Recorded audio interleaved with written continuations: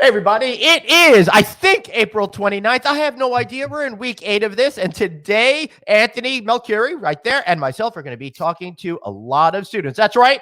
We're going back to school, and we're helping you guys understand what's going on with education.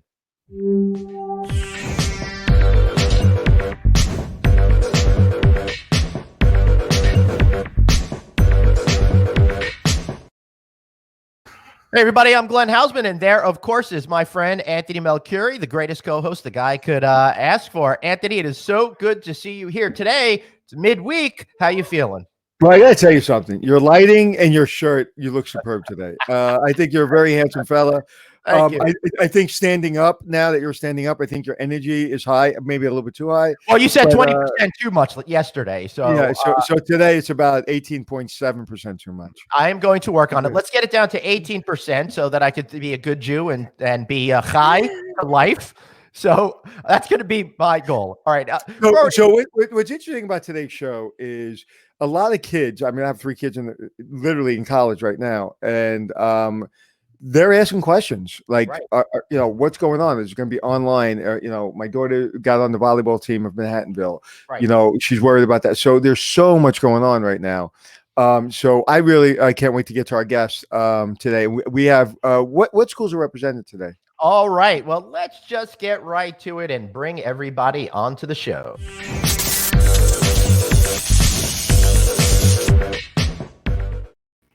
All right, we are back. Man, I love doing these transitions and then having everybody magically appear. I feel like this is like real Hollywood type of stuff that's going on. Today we got Mr. Stowe, Shoemaker of UNLV, Peter Ricci of FAU, and Katie Davin of Johnson and Wales. Now, Johnson and Wales, before I even knew that I wanted to be in the hospitality universe, I had actually looked at going there in 1987 for starting college back in 1988. But I got to tell you, Katie, I didn't feel like I deserved to be part of that university. It was too cool. Aww. So I know. So I feel like at some point I'd like to make a triumphant return and maybe come up, and Anthony and I talk to some of the students for your school and all these others too, which would be really awesome out there. You're cool now, so you can do it. Thank you. I'm gonna pretend that you are not lying to me right now. So, Anthony, why don't you kick it off today? The $1 million question is: will school be online in September? Who wants to take that? I'll give you the easy question first. Well, speaking from UNLV's perspective, we're actually having a meeting today with the deans and the president and sort of the academic council, and I think that's going to be one of the topics of discussions. But I think there was a great article that was an editorial, I think, that was posted by the president of Brown University, where she talked about how important it was that school be in session in the fall. So I guess from UNLV's perspective, it's still up in the air, but we're all hoping that we'll be back in the fall. Yeah, I'm thinking from my perspective, and my perspective is really doesn't matter. But from a parent's perspective, if the schools are safe and they can convince me that they're safe and they give me their policies of what they're going to be doing to keep our children safe, I think it is a good thing. I think from a mental health perspective, I think it's really important for the kids to go back to school. I just talked to my kids; they're doing great, thank God. But come September, they're all saying like we're going to school. We're going to sit there whether somebody's teaching us or not. We're going. So they want to go. And one of my daughters, who we rent a house for right near school, said, "I'm just going to go to if it's online, I'm going to go to my house and just hang out with my friends." And it's all over the place. So I wouldn't want to be in your position to make that decision. But from our perspective, it's not only an educational decision, but it's a mental health decision for all these students around the country. What do you guys think?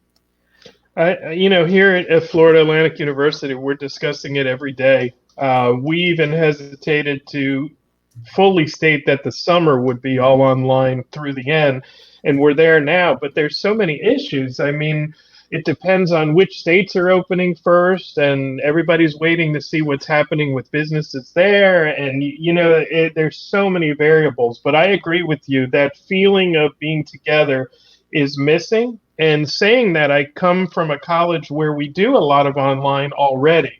but usually the students will take 1 or 2 online classes and mix it up with 1 or 2 face-to-face for convenience, not fully. This has just been a decision.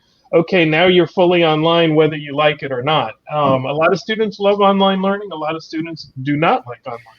So I'm hopeful, but again, we're just waiting. And to me, as a parent like you, Anthony, I would want to know so that I could plan better. But yet at the same time, we're talking, do we put plexiglass between seats? Do we have someone wipe every nook and cranny? I mean, how hard could that be? It's interesting. It'll just be a while. I think the plexiglass between seats is, in my opinion, I'm not a doctor, but I don't know. As soon as they leave, they're all going to be hanging out. So I don't know how you do that. What do you think? We have campuses in 4 states, so we have to work with those officials too. So, but we want to be back as well, but we're looking at 3 options. We either go fully online, back to normal, or something in between. And don't you think it's probably going to maybe be something in between, where maybe there's hybrids, maybe classes meet in person once a week and online once a week, so that you reduce some of the density in the classroom. Interesting. But at the same time, Anthony, you said they're still going to hang out. Even if we separate them in class, they're still going to be together. So that almost makes it kind of like, what is the point of going through all of that effort on your level? Because the 3 of you are going to have to deal with a lot. All of your colleagues are going to have to deal with a lot, only to be ruined by everybody partying in the dorms, right? And there's different business development organizations around the country that want protection against lawsuits. Whether it be universities or whether it be restaurants or hotels, they want protection. Because if you come back and say, well, I got COVID from your hotel or your university or your restaurant, they need protection. And I certainly agree with that, because, no one can really 100% protect anybody from anything. Right. And that's going to be interesting, dealing with those legal ramifications. Just to put this out there, the state of Florida is trying to get back to reality type of a program, and they're talking about all the steps that like Walt Disney World will have to go through, and capacity and stuff. And one thing I did hear off the record was potentially people having to sign waivers before going in. Oh, 100%. Oh my goodness, what a mess would that be if we had to spend our whole life signing waivers everywhere? No, right.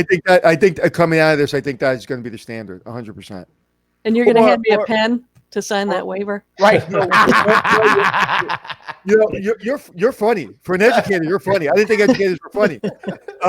But no, you do it on your phone. But it could be a sign, like when you're on set, if you're anywhere around our set, there's a sign that says, if you can read this, you may be on camera.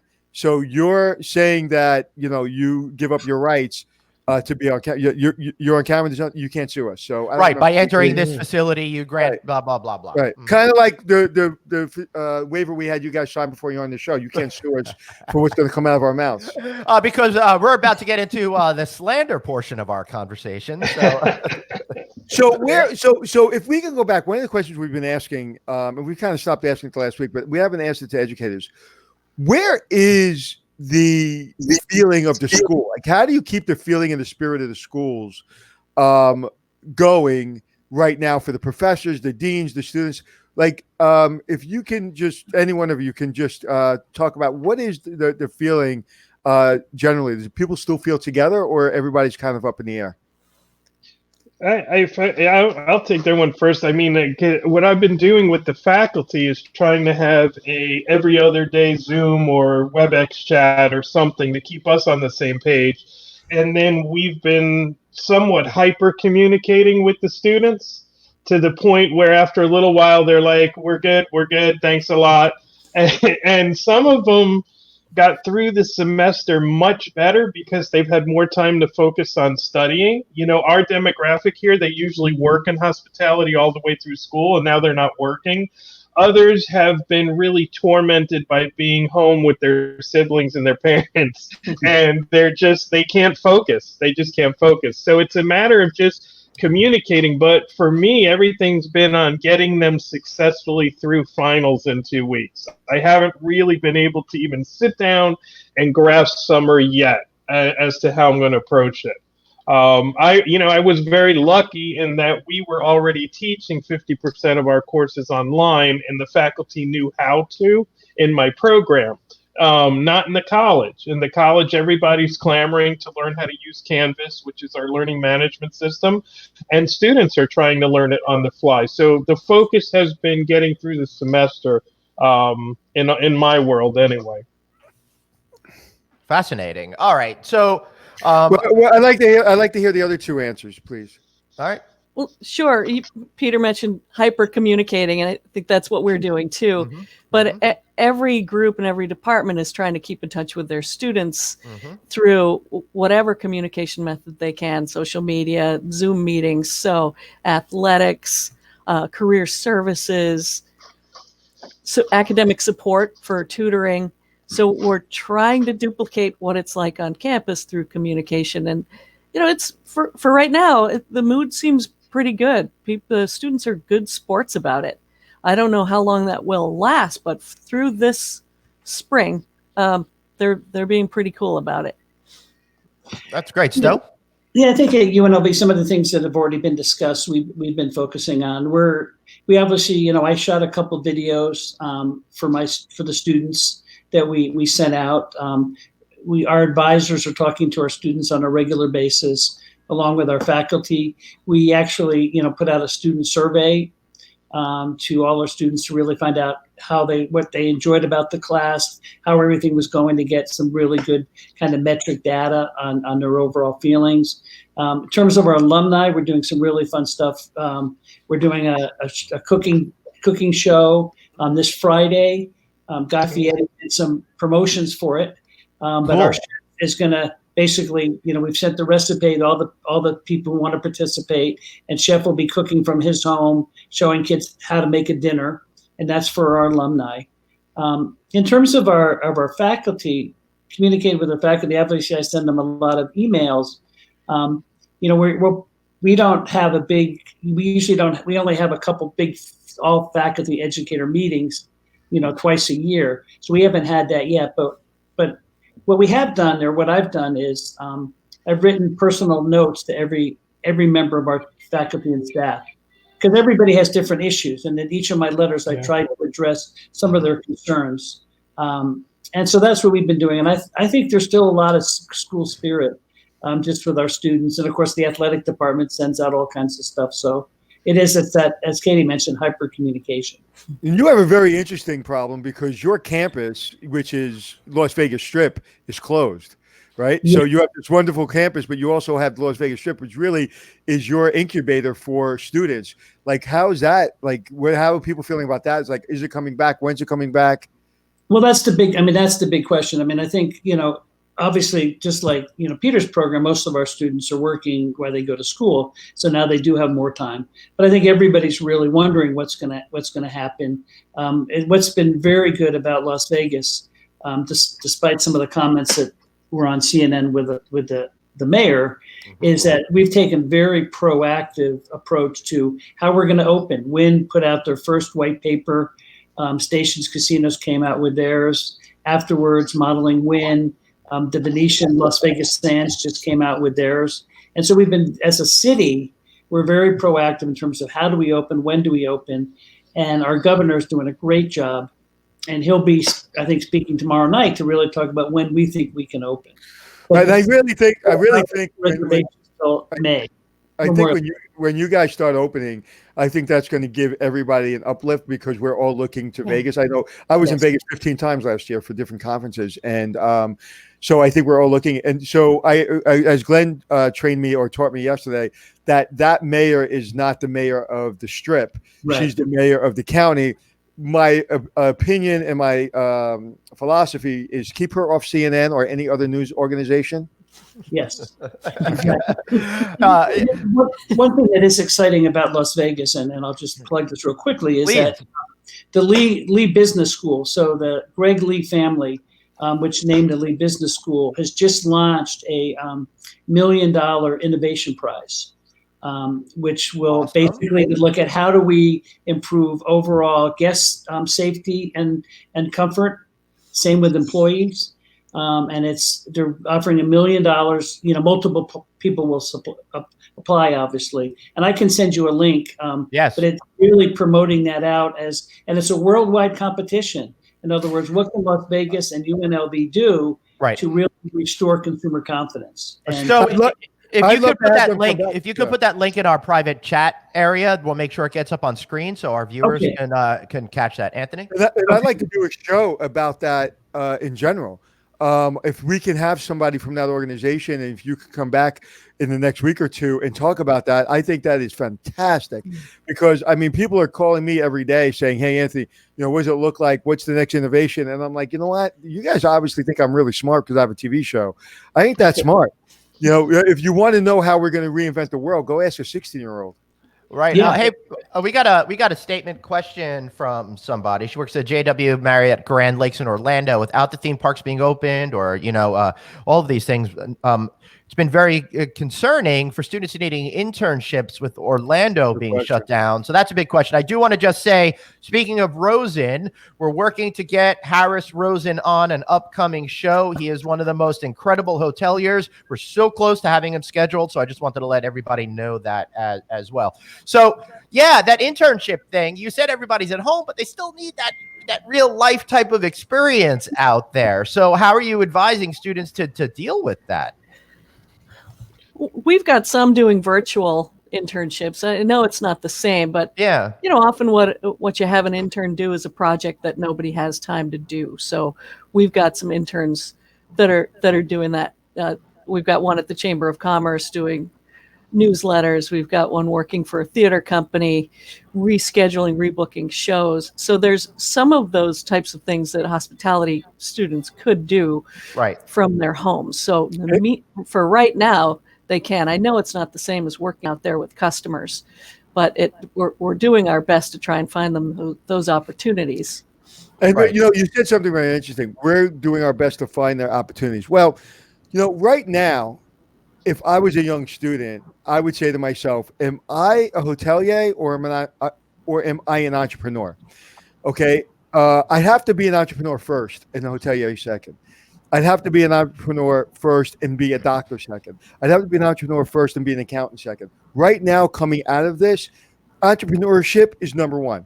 If you're not thinking and you're not creating, you don't have all the answers. We're all confused of what's the next step. I'm trying to figure out my next step. We did a webinar yesterday and we're trying to figure out, we had 300 people on our webinar. I was trying to figure out our next step. So right now, we all need to think like an entrepreneur and go to a school or go to a business and say, I want to be your intern, and this is how I think I can be your intern from home. This is how I think I'm going to be able to do this for Love you. That.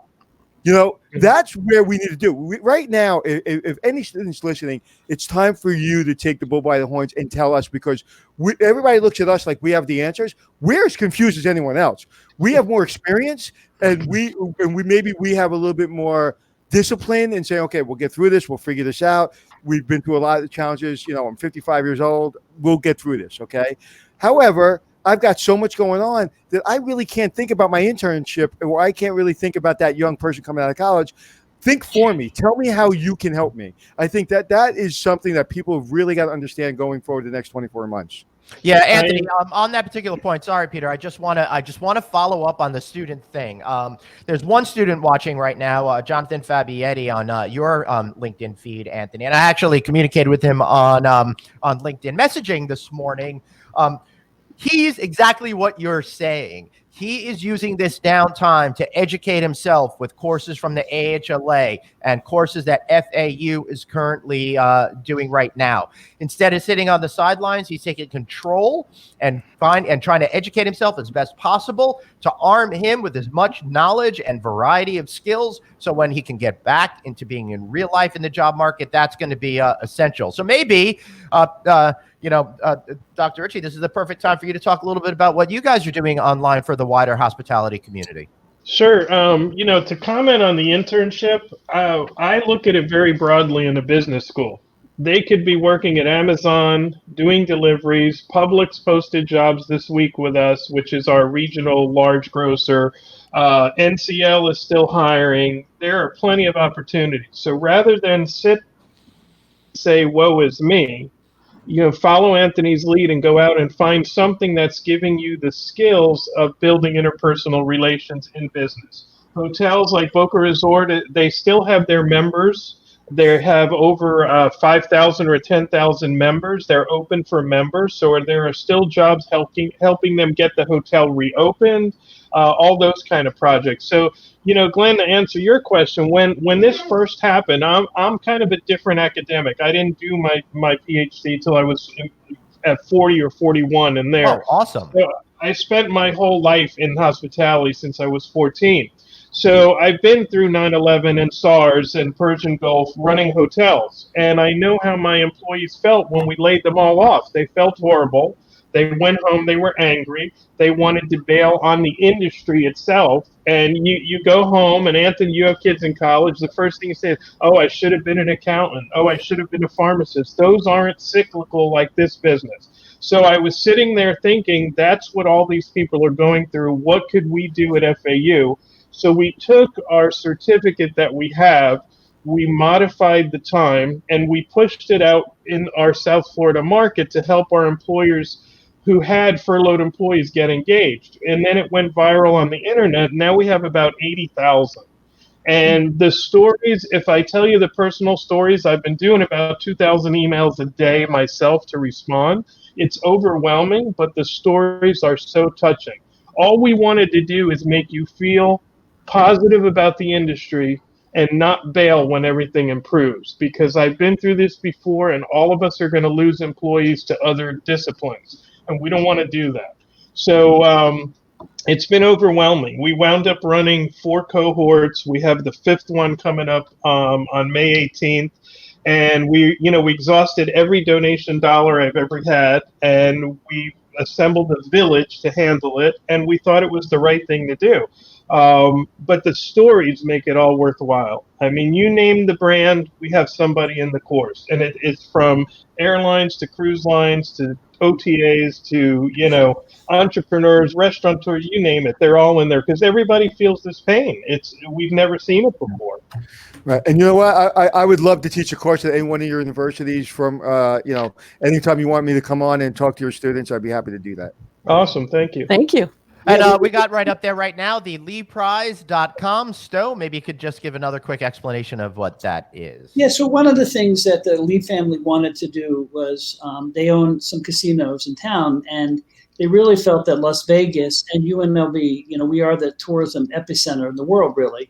And we should really be taking the lead on how do we really reinstore consumer confidence and employee confidence. Mm-hmm. And so rather than kind of sort of reinventing the same old stuff, they said, look, let's invest in the future. Let's put out a worldwide competition, and they're getting ready. We have a very high-powered group of judges that will really take a look at all these innovations. And the idea is that they have to fail quickly, fail fast. So the proposals are due by July.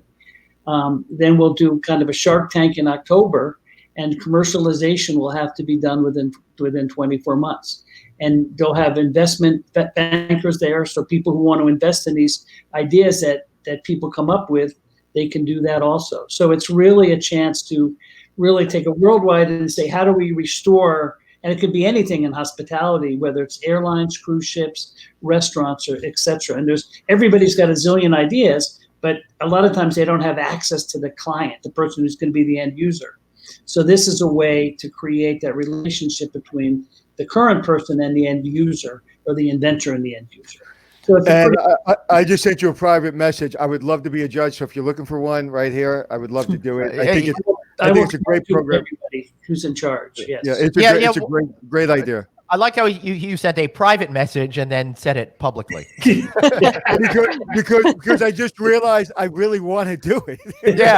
yeah, so do I. But I am not as brazen to ask.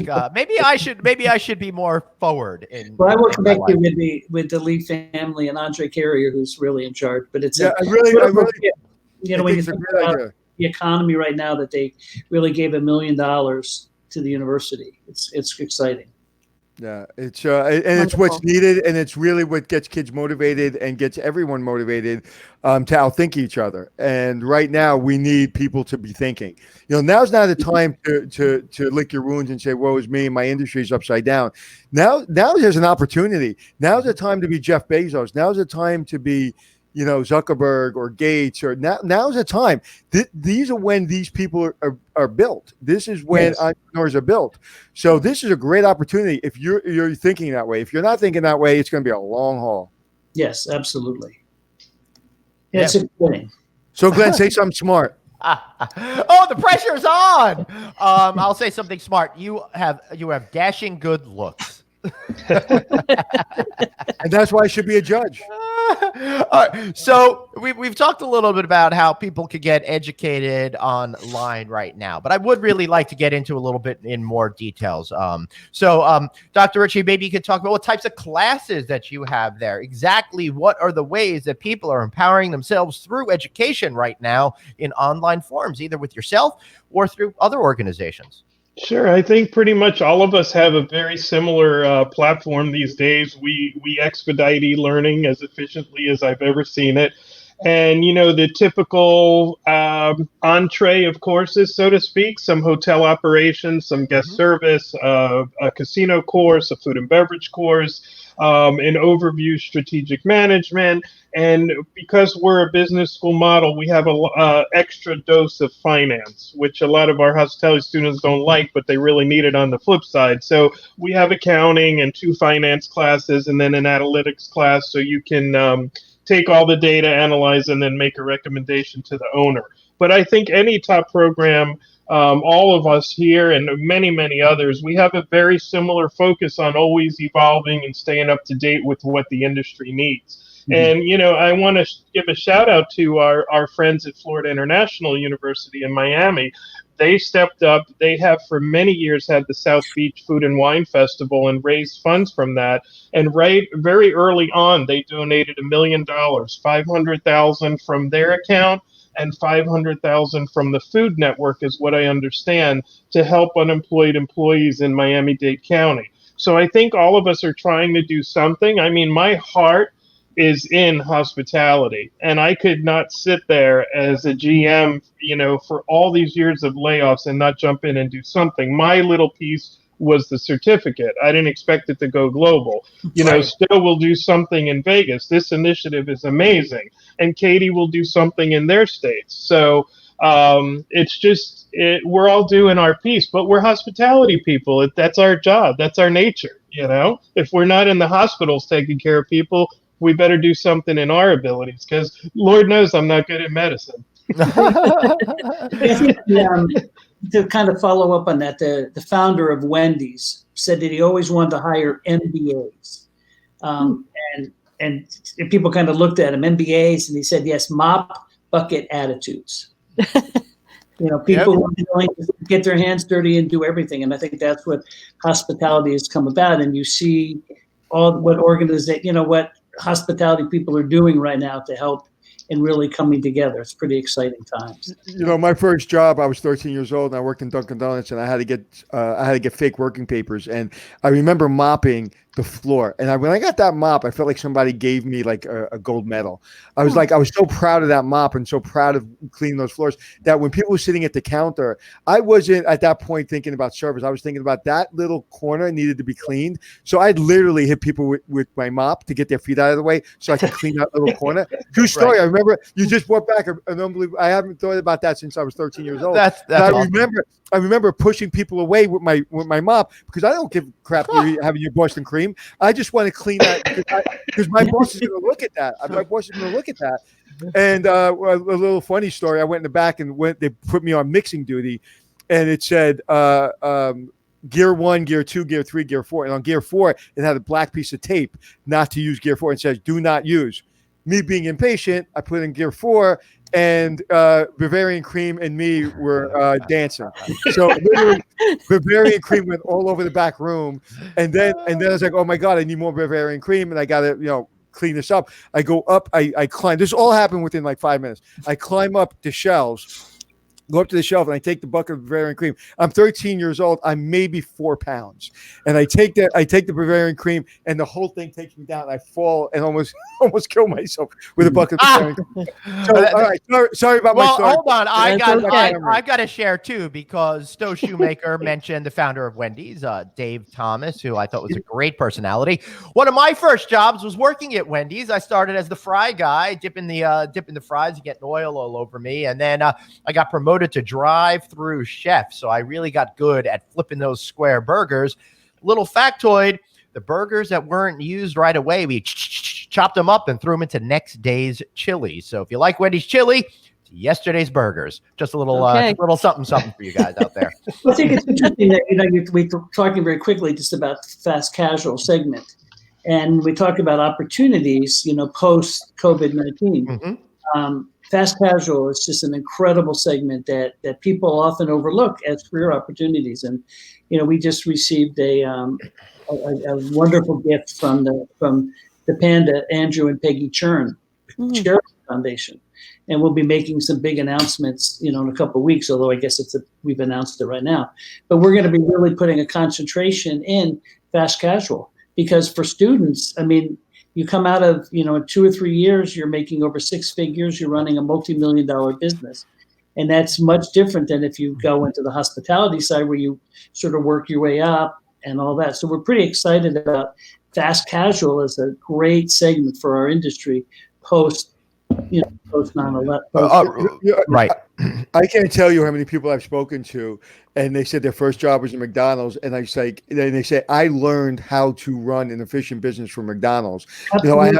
I have a nephew that's in engineering school here in Manhattan, and his father made him get a job last summer. He's been working, but he had a couple of weeks where he didn't have a job. So he goes, the only job is McDonald's. He goes, you're going to McDonald's. He worked at McDonald's for 2 days. And he said to me, he goes, that was the easiest job I've ever had. I said, what do you mean? What did you do? He goes, well, I did everything. I did the cashier. I did the soda. I did the fries. I did the burger. I did everything. And I said, think about that. In 2 days, you learned how to do everything. You didn't feel overwhelmed, and you felt like it was easy. So you learned how to run a business basically in 2 days because of the efficiencies and the standards in an organization. Right. Not because it was easy. It's because they've spent, 75 years developing procedures. So I agree with that. When I was first coming up, if somebody said, hey, would you like to be a regional manager or a general manager of McDonald's? I'd be like, are you out of your mind? No, that's I want to be the general manager of the Plaza Hotel. But now if I was a regional manager or president, vice president of McDonald's or something, it's amazing. It's an amazing opportunity. So I'm glad you said that. Yeah. I would also like to say movie recommendation. If you haven't seen The Founder, which is about the creation of McDonald's, go see that movie. It is such a great movie. You may feel sorry for the McDonald's brothers by the end, but you really learn all of Ray Kroc's story. Great freaking movie over there. Oh, you will feel bad for them. That's for sure. No, and what's great about that movie, though, is you think about how old Ray Kroc was when he really took this product, found it, and found a market for it. And I think for kids and who are entrepreneurial, this is a great thing. You can see a lot of things and go, wow, I can take this and it can be something totally different because they've reframed how they look at a business. And that, I think, is really inspiring as part of the story. Katie, look at the milkshake. Look at the milkshake. I mean, I didn't realize the milkshake was so important to McDonald's coming out of it. The Sunday. Right. Yeah. So, Katie, I got a question for you. Maybe a little bit outside, but since you focus on food a lot there as well, I saw this trend that was emerging over the last few years, the notion of ghost kitchens, where you don't need to actually have a storefront and it's all delivery of great high quality food and stuff like that. Are you familiar with this trend? And if so, what do you think is going to happen with this trend moving forward, as a lot of people may be a little bit more reluctant to be doing traditional restaurant outings? Well, it is a great opportunity for that sort of thing right now, right? With all the delivery and people getting just more used to having food delivered and doing takeout and thinking, hey, this is okay. This is, I'd love to go out to eat, but maybe I'll do more of this. So yeah, I could see more of that happening for sure. Yeah. I think there's a great trend in terms of what really the ghost kitchens are really focusing on is how do we minimize the size of the kitchen?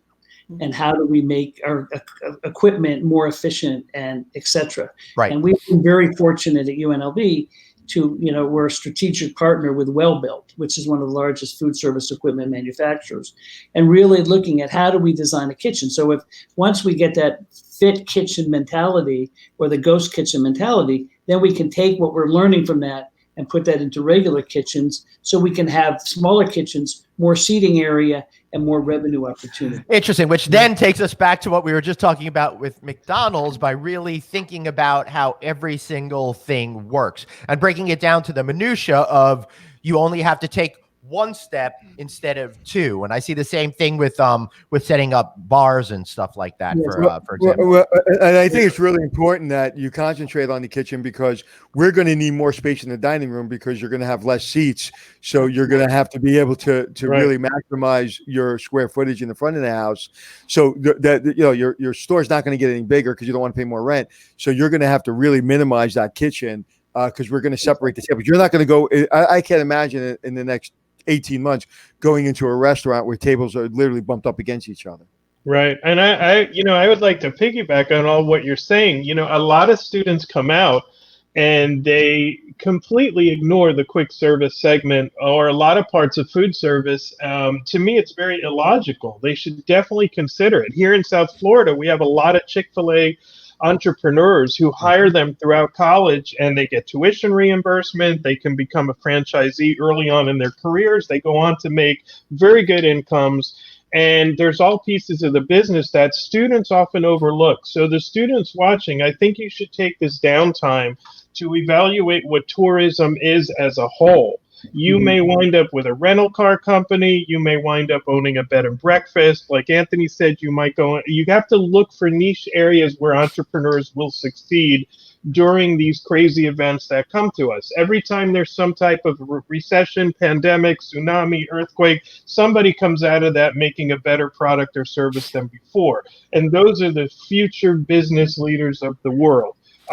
We'll continue to travel. We always travel more than the generation before us. So don't let this short time disaster make you feel that tourism won't rebound. It will. It'll just be different. But consider every possible business angle. Like Stowe just said, work for a supplier that manufactures equipment.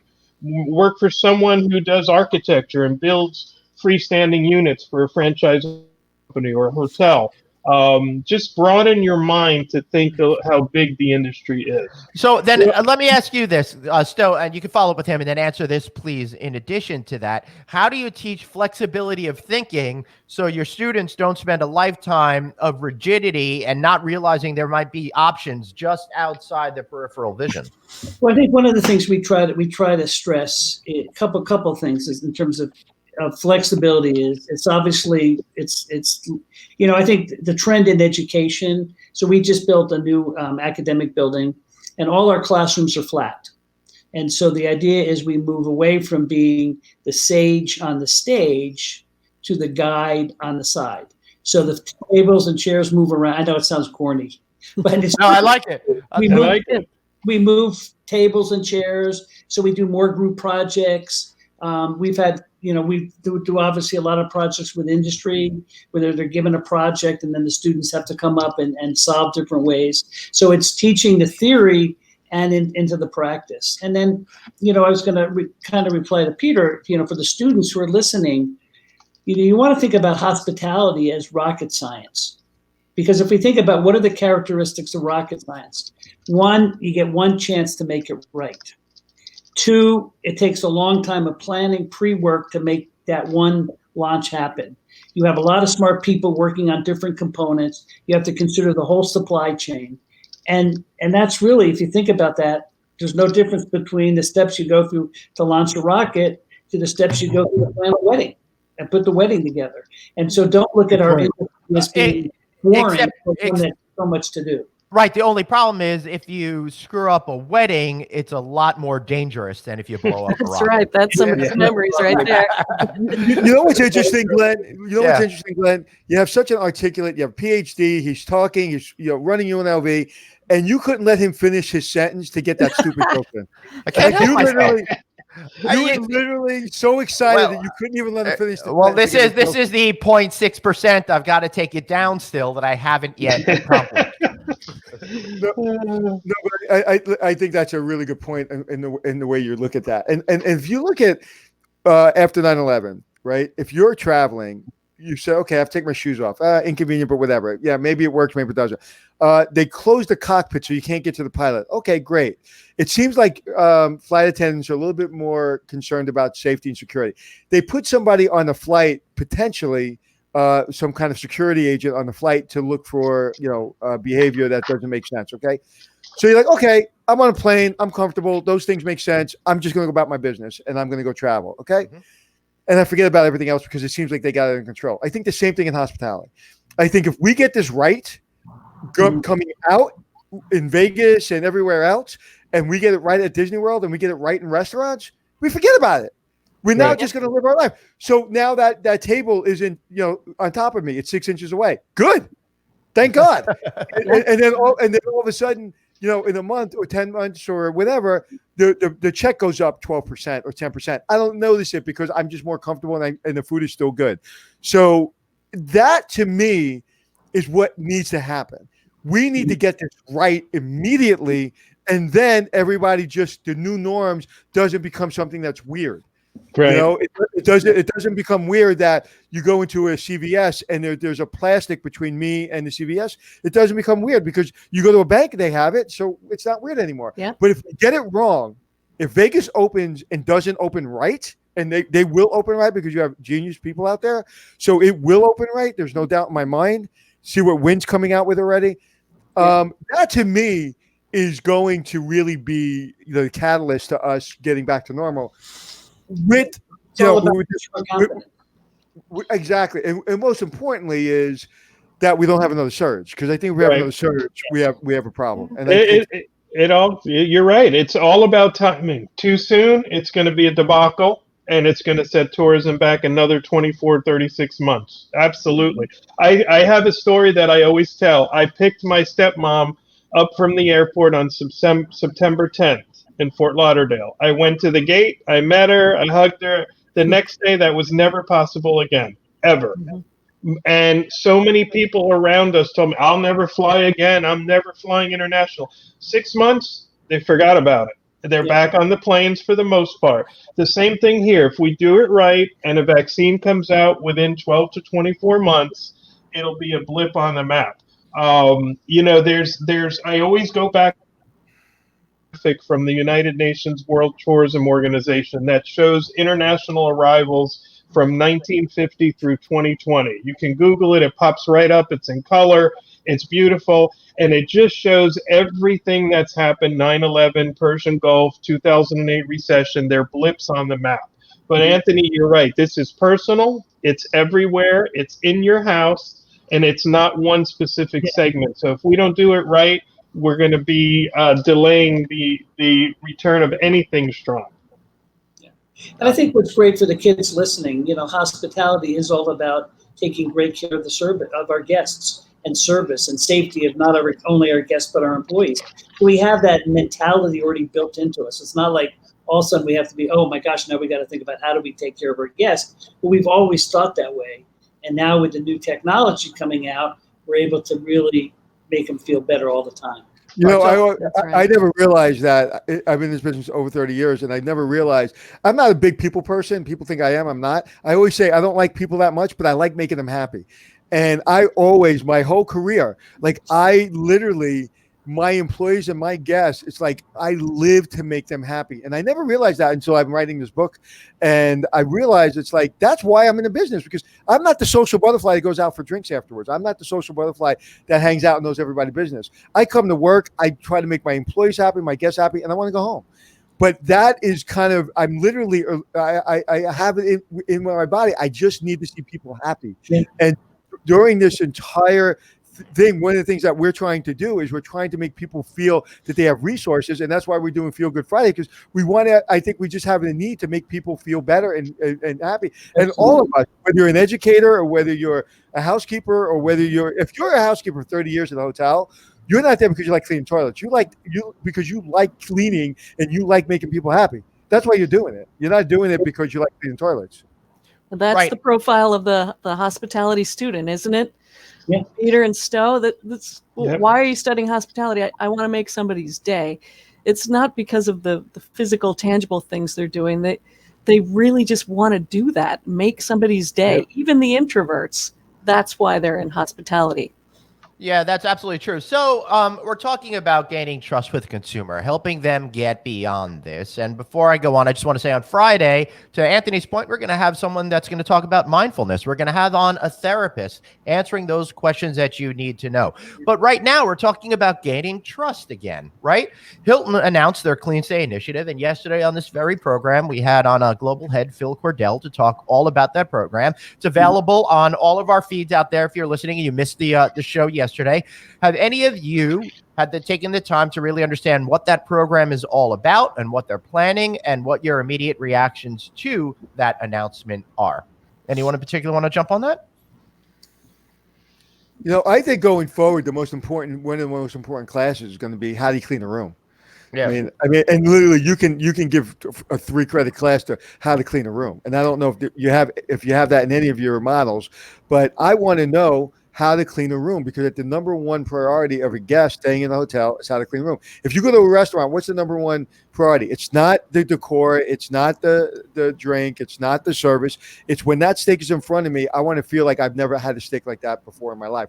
So when I go to a hotel, it's not the lobby or the service. It's like I want to feel safe in that room.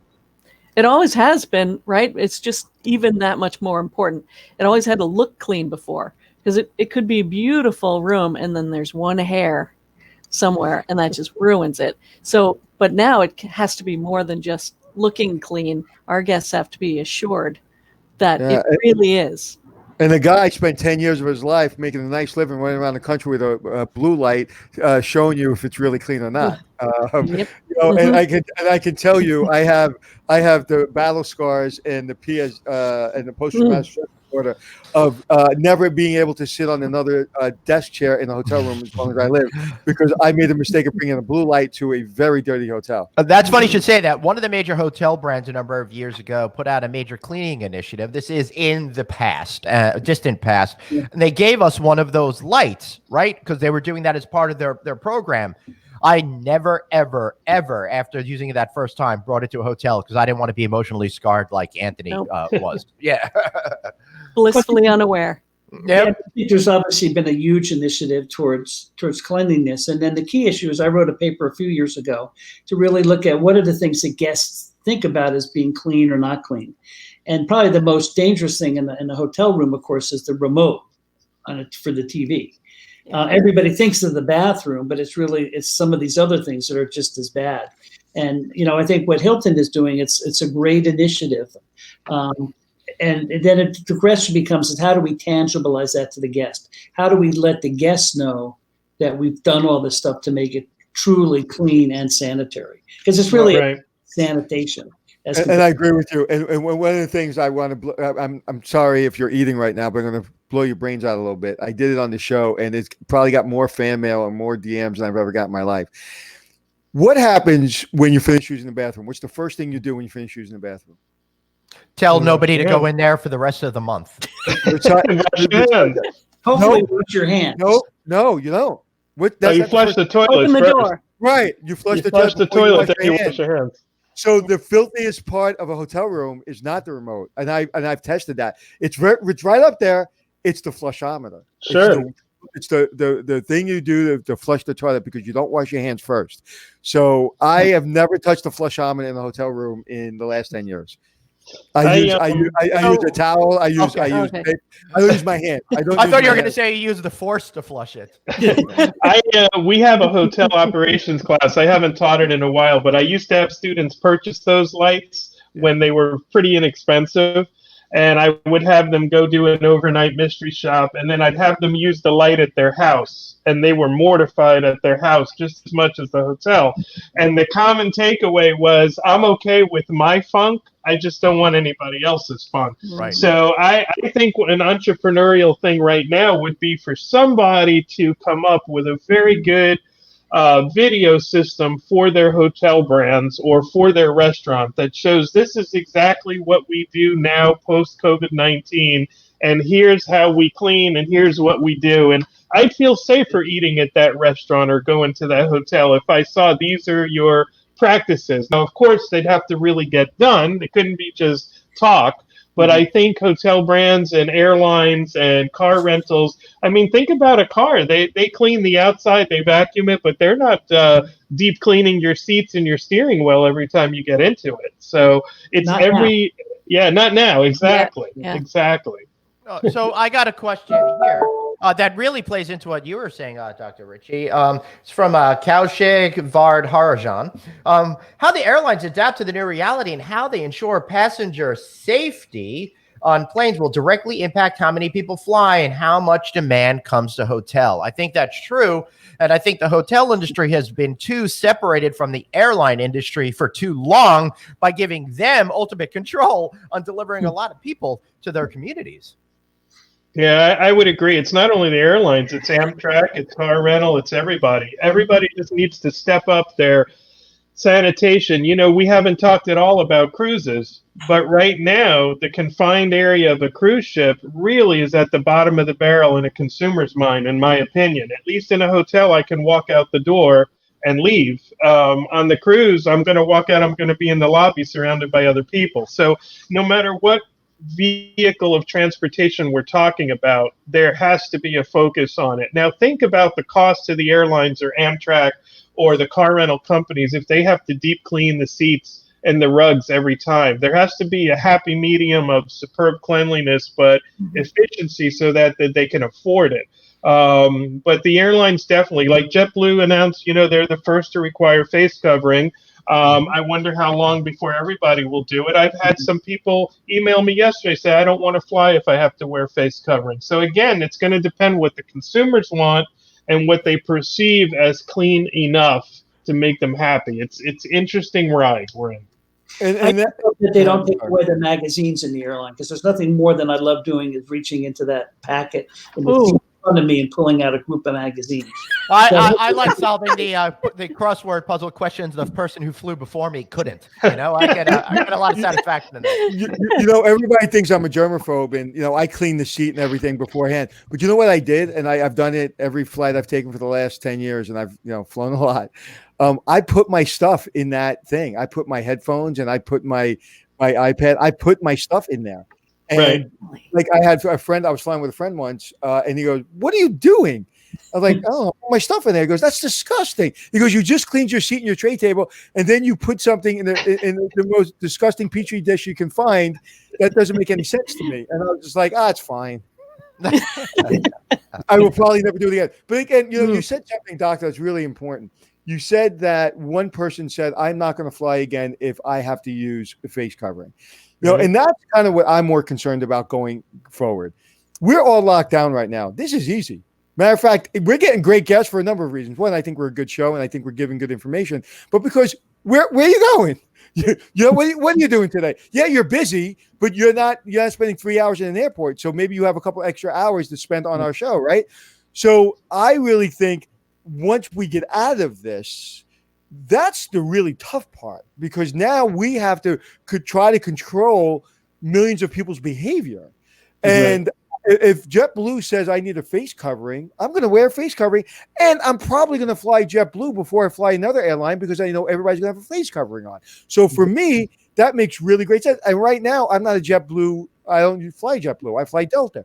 So if Delta says you don't need a face covering and JetBlue says you need a face covering, just for the meantime, maybe for the first month or two, I'll probably fly JetBlue because I know everyone, the guy next to me in the center seat is not going to, cough on me. I mean, how are you going to stop yourself from coughing or sneezing for a 6-hour flight across to California? Someone's going to sneeze. I want you to have a face covering on. So that makes sense to me. Can we get that question in, Glenn, that I keep putting on private? Oh, is that? I thought you guys were having a conversation. Hold on. Let me see if I can find that.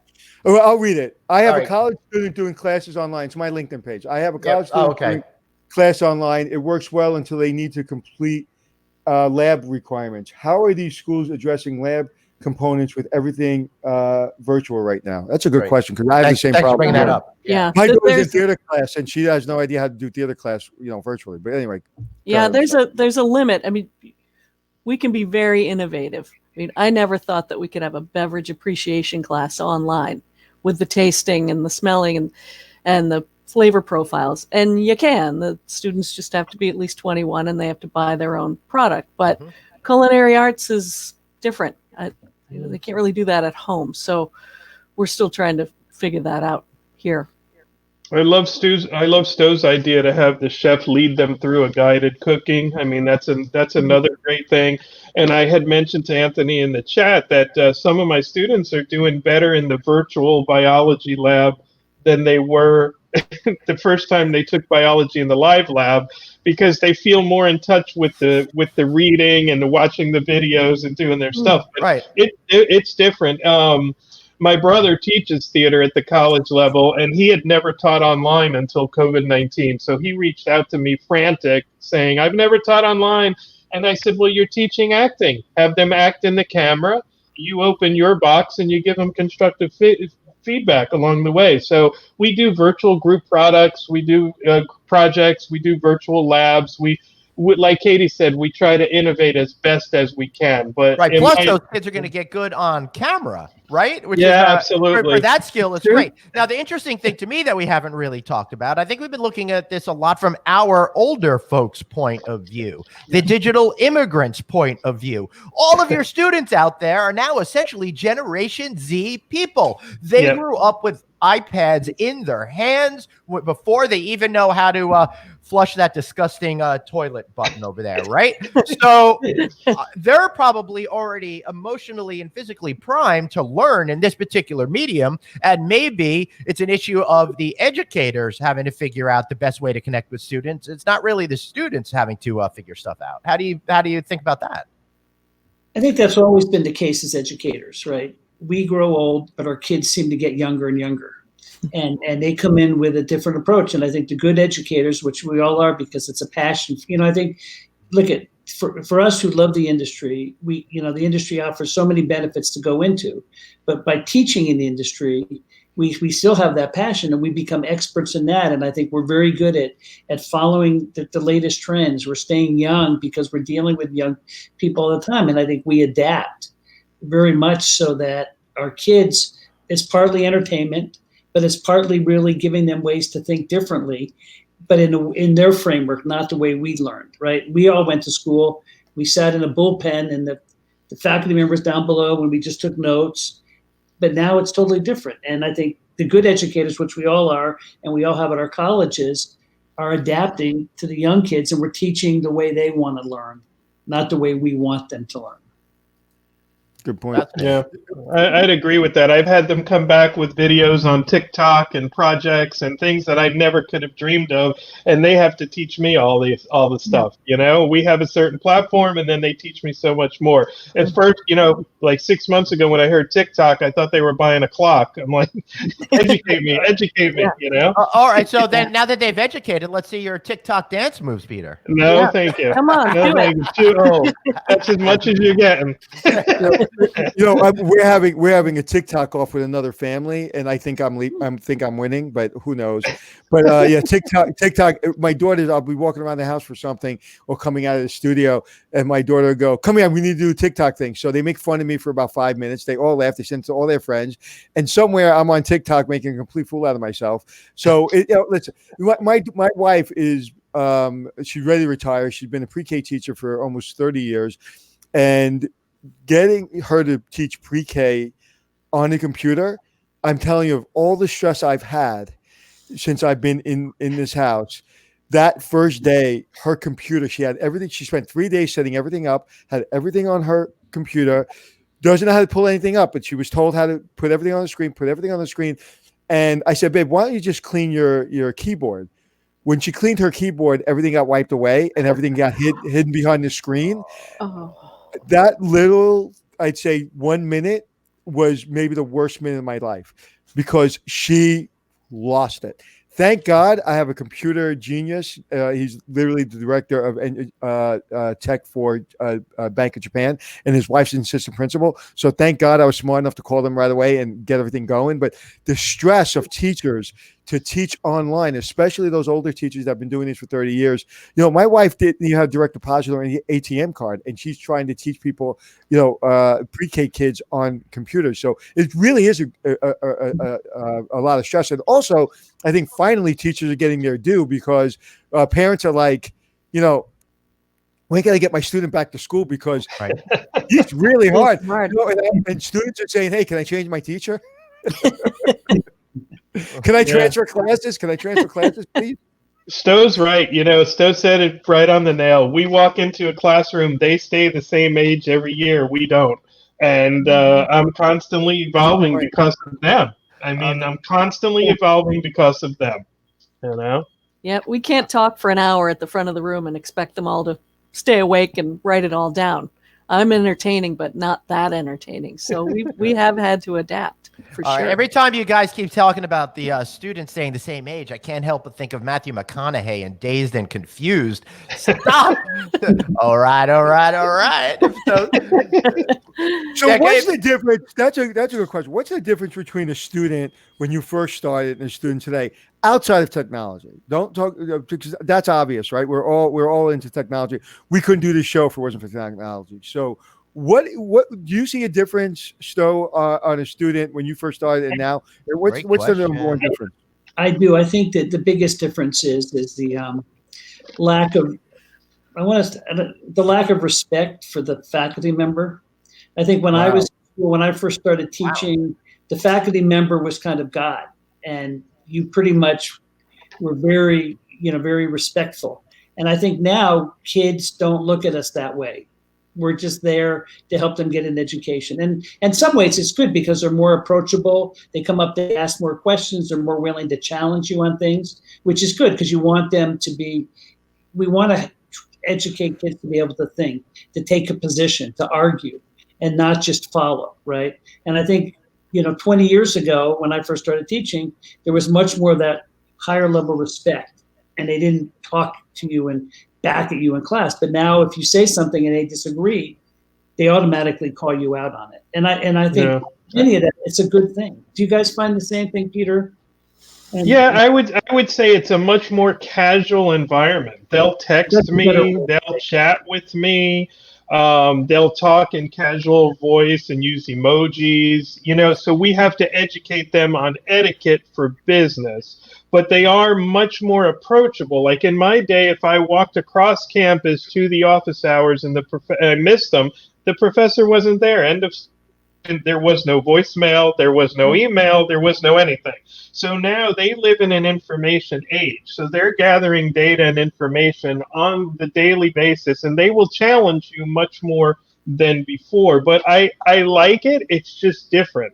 And again, I didn't start full-time academia till I was after 40, but I've taught as an adjunct, and I see a very different type of student today. They're much more knowledgeable about what's going on around them. And there is the difference today that I mainly see is the expectation that if you have a bachelor's degree, all the doors when you walk out into the world will be wide open waiting for you to give you a job. That will change now with COVID-19. There's an expectation that I did my bachelor's, hallelujah, where's my job? Oh, look, all these places are waiting for me with a sign that says, welcome, Peter, here you are. This offer's better than the other. I don't remember that as much before. So now coming out of this with jobs harder to find initially, students will have a new reality of having to showcase, did you do certificates? Can you speak a second language? What separated you? Did you start working at Dunkin' Donuts when you were 13? Wow, you already have 5-7 years of experience. Those things are going to be separating factors now. And I noticed that difference a lot. Katie, what do you think? Well, certainly when I first started, they were not as engaged as they are now. They weren't involved in their own education. So I appreciate that they're willing to ask me questions and send me an email in the middle of the night and expect an answer. I've got to be on top of that.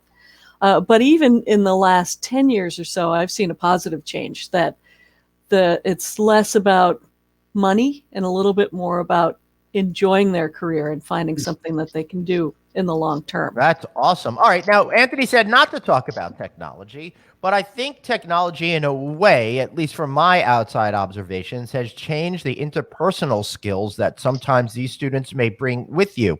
Are you seeing that? Or maybe you're not, because perhaps people that are driven towards hospitality are a little bit different. But I'm curious as to see how they feel about talking to people and how comfortable they are with other human beings.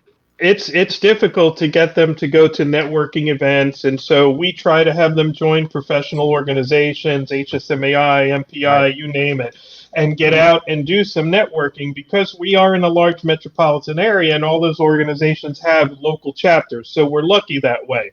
But the first meeting is always super uncomfortable for them, and then it gets a little better and they wind up loving it, and at the end they tell me that's part of the best experience zone of the class, was going out and actually meeting planners and hotel GMs or whatnot. But in general, they do communicate much more casually and much more with technology than people to people. So we, as educators, we have to help them say, you're going to go out and you're going to work with people who are 70 and you're going to work with people who are 15. And you have to be able to work with every different type of person and learn what works for them. I remember when I first told them I have my AOL email, they didn't even know what that was, you know? so it's kind of funny, but to me, it's all very positive. Like Katie says, it's just different. And I keep coming back to what Stowe said. It just struck a chord with me. We evolve with them every year. Right. So if I could just jump in, Glenn, what I think is important, there's a difference between casual and respect, right? So as long as it's casual but respectful, you should never confuse the two, right? You could be casual and say, hey, I was probably hard when I said respect, because I really meant casualness. Right. Right. I was just going to say something stupid, like you have to sit the kids around a campfire and tell them about the 1990s with AOL's invention and stuff like that. Back to dial-up. It wouldn't be Wednesday if you didn't say something stupid. It wouldn't be it wouldn't be a moment without me saying something. I love what Katie just said. Back to file up, you know. Okay, so I don't know what happened to Anthony, but no, he'll be back in just 1 second. Sometimes the reception gets screwed up. So I feel like we've had a really good conversation so far today. Does anybody have any final thoughts, perhaps, that they want to talk about, or maybe there's a topic that we completely missed? All I want to say is students need to stay focused and positive, because hospitality will rebound. Don't go into a funk. Don't let this bother you.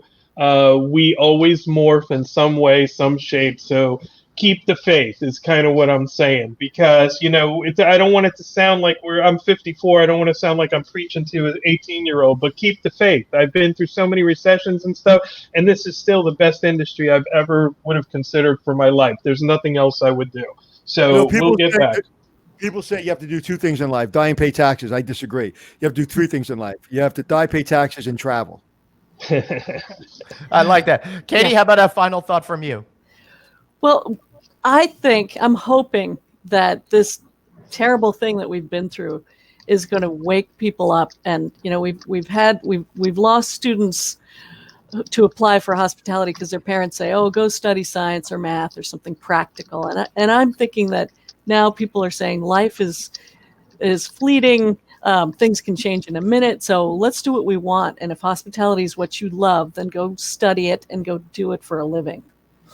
Nice. Excellent. Stowe?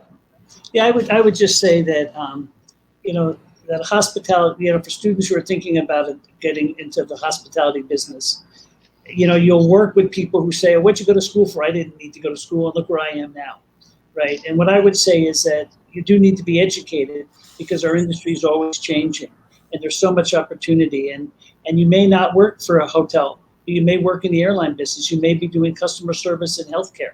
Everything we do in business is all related to taking care of guests, right? At the end of the day, we're serving somebody, whether it's in the bank or whether it's on the cruise line or whether it's in the hotel. And the skills that you'll learn in a hospitality program go across multiple disciplines. And so go to school, get involved, and think of it as rocket science. And you want to learn all those different components so you can be excellent at what you're doing.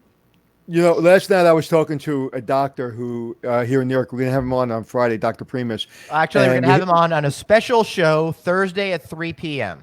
On Thursday at 3 p.m. Sorry, Glenn. I forgot. Sorry. But he's in the hospitality business. He's a doctor. He's been going to hotels and taking care of patients forever. That's how I met him. And now he's being asked to set the standards for some hotels in New York City. So whatever you do, you know, you can do it in the hospitality industry. There's nothing, dolphin trainer, artist, magician, front desk person, cake maker, wedding planner, educator. There is not a job that I can think of, rocket scientist, that I can think of that you cannot somehow find a job here in the hospitality industry. You know, we had Jerry Indirello on a couple of days ago, and he is the greatest example of servant leadership. And he has been throughout this career, throughout this industry, in almost every career you can imagine. So to me, now is the time to double down on hospitality because it permeates throughout the universe. Absolutely. Absolutely. Great. And I can't underscore what Anthony said more. And yes, there's literally a dolphin trainer job at the Mirage in Las Vegas. There is. Or the Atlantis. And I know that. Right. Or look at Cirque du Soleil. You know, they're in hotels and they're having a real difficult time. They may not come out of this. I was having a conversation yesterday at the Vegas Insider about that. It's not a good situation. Yeah. Stowe, what do you know about that? Anything? No. I don't, unfortunately. I just know that they're struggling like everybody because you have all these actors, right? Sure. This incredible talent. But I guess a good thing is maybe when you see the actors who dance in Cirque du Soleil, because they're not dancing, they'll look like us now. Right? They look so fit, you know, every time you see them. I don't think they're ever going to look like us. They look at me and they go, "You must be in a restaurant." No. On the couch for a month. Like no, it's hard for everybody in Las Vegas. And we just did but they did a fundraiser called they do like Dark Mondays for the people who are in the business, in the entertainment side, where they can all get together because most shows are closed on Monday. They did a big fundraiser, and they raised over $150,000 for the actors who are in all the shows that are showing right now. Yeah. Glenn, our friend John D. D'Amico was on there the other day. He was one of the performers. John D. D'Amico. He's an impersonator, and he's been on our show. And I saw that. That's pretty awesome. They're really good. I'm totally forgetting. Oh, Mark Shoemaker. Mark Shoemaker is the guy that puts that together. He's a former. He's a former performer. I guess he still performs, but he was in Rock of Ages at Venetian Palazzo, and I got an opportunity to do a podcast with him many years ago. I ran into him relatively recently. Such a great guy, such a great cause. Check that out at mondaysdark.com. mondaysdark.com. And he works now with the works for the Golden Knights. Yes. Oh, really? Yeah, he's running all the. I did a show called 5 Star Secrets where I went behind the scenes at the Harrah, and they put me in one of the shows, and they were going to lift me up and they were going to throw me around. I was going to flip over and whatever I was going to do. And they were like, are you able to do that? Will you do it? I said, absolutely. And they're like, you can get hurt. I was like, I'll sign anything. I'll do it. And then somebody came over to me, the young lady in charge of the whole thing, wonderful woman, just one of the most magical people I've ever met. And she just looked at me. She goes, we're not going to lift him up. We're going to do it on the stage. I'm like, no, lift me up. She goes, no. I said, but for TV, it'll be great. And if I fall, just get it. It'll be great. And she's like, we're just going to stay on the stage. And I was like, okay. I guess I didn't look very flexible. Well, I really appreciate all of you being here today. This has been a great educational conversation. I think we all learned a lot today. So before we go, you guys have really earned a great shameless plug. How could people find you? How could people take your courses? All of that kind of stuff. Let's go, Stowe, Katie, and Peter. Stowe, start it off. Just www.unlv/hospitality, and you'll see all about our program and everything like that. So just study wherever you study, just study hospitality. Right. And check out that Lee Prize too. You may win $1 million. Katie?